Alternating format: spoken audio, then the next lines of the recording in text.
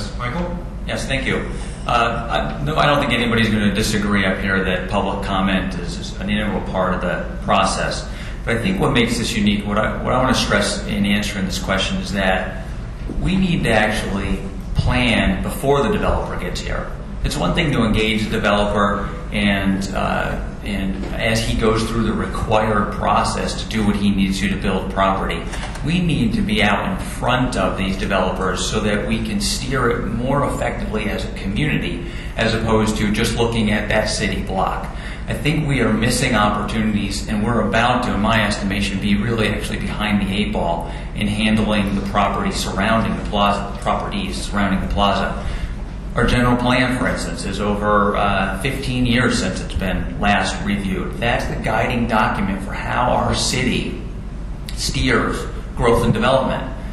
And in the steering of that growth and development, that's how we get to include the uniqueness of Hermosa that we see now that in 15 years might disappear by looking at things block by block. Just sort of two examples to think in your mind, and hopefully you've seen both of these communities. Culver City have been spending decades on planning the revitalization of their downtown. Residents love it, and if you see it, and if you go to visit it, it's a place that you'll enjoy too as a visitor. Redondo Beach, by comparison, has a similar mentality to planning that we do. They didn't do it.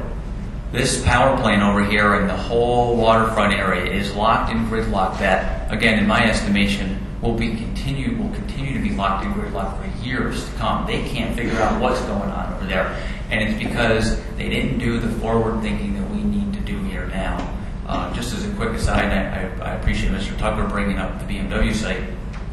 That was a project I was actually hired to work on. I did the community interaction on that project. And that developer could have come in and built 3-story, 35-foot office condo.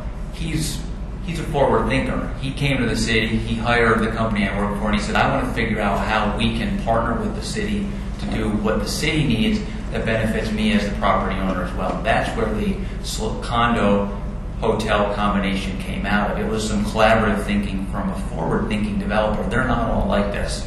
That's why we need to get out and put our hands on the wheel as quickly as possible. Thank you. Thanks, Mark.